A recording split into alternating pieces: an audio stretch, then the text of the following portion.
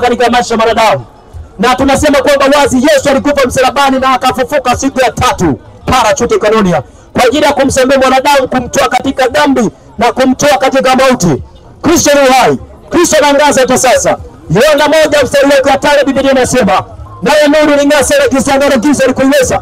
Yohana 8:12 Yesu akatamka akasema, mimi ndimi nuru ya ulimwengu, na yote yanataka kuangaza must be alifuata mimi. Tunaposema kuangaza ni kutoka katika maisha yenye giza na kuleta katika maisha yenye nuru.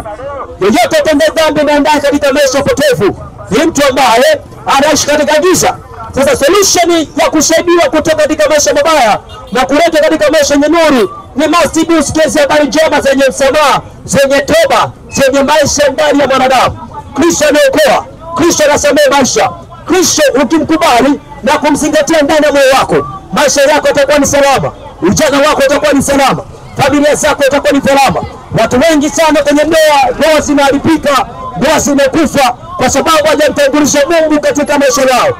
Kwa kuna kuwa na cheating nyingi katika ndoa. Kuna kuwa na vijana wengi mitaani street chadi kwa sababu ya wazazi kuachana.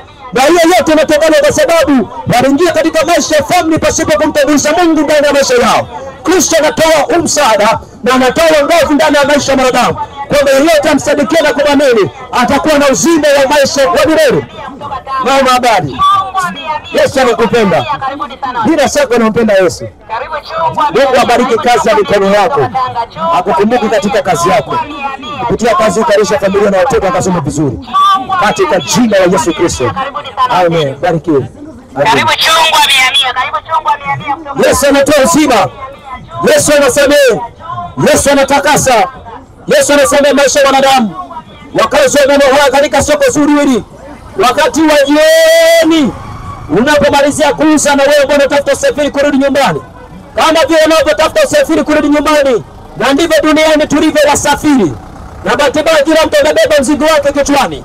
Na anakosa namna gani atatuliwa mzigo ili apate kwenda pumziko.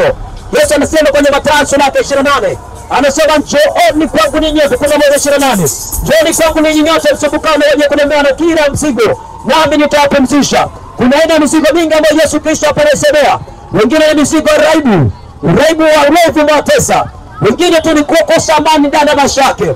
Wengine tu ni ibilisi na shetani ametesa maisha yako. Nguvu za giza zinakutesa.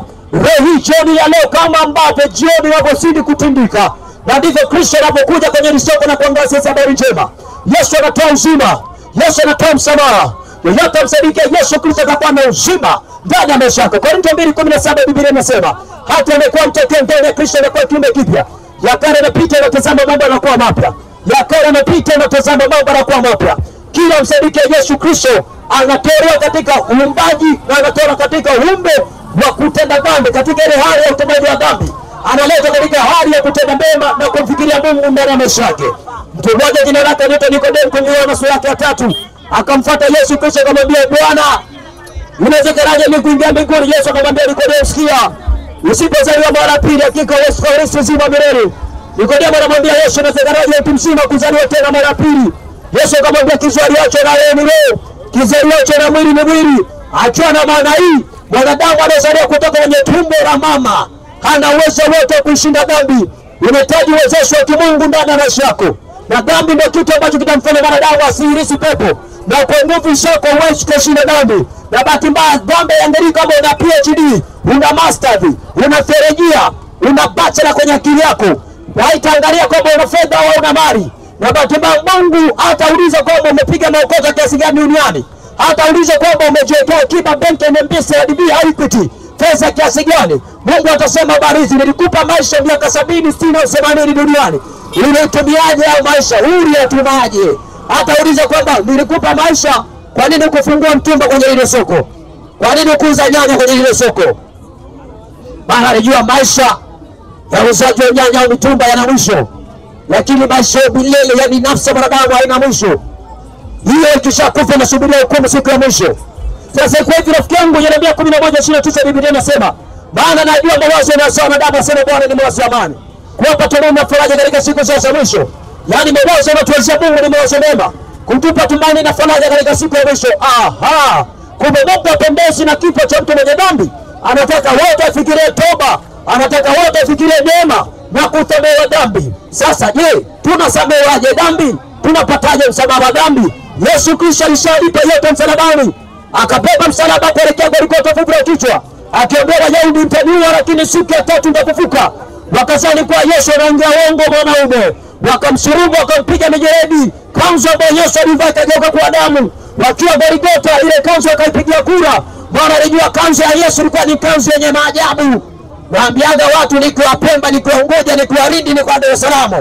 Maana kuna watu wengi Waislamu sana na Wakatoliki na watu wengine. Kuvaa kanzu sahihi mchungaji? Yes. Kuvaa kanzu sahihi. Sahihi baba. Huwa naambia watu shida sio kuvaa kanzu. Shida unatakiwa uvae kanzu yenye maajabu. Wana wenzako alivaa kanzu akaponya. Sasa kuna watu wanajificha wanavaa mikanzu, wanaenda vigesti, wanatukana, wanafanya umarao, wanaweka ugoro, wanakunywa mnazi, wanakunywa vismati. Nimepita hapa nikaona kuna pombe inaitwa Rife.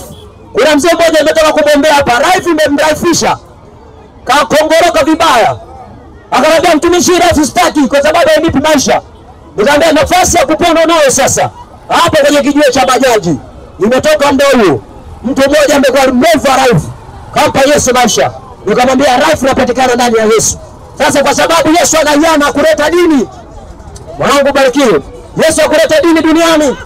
Yesu sio Muislamu, Mkatoliki wala Lutheran.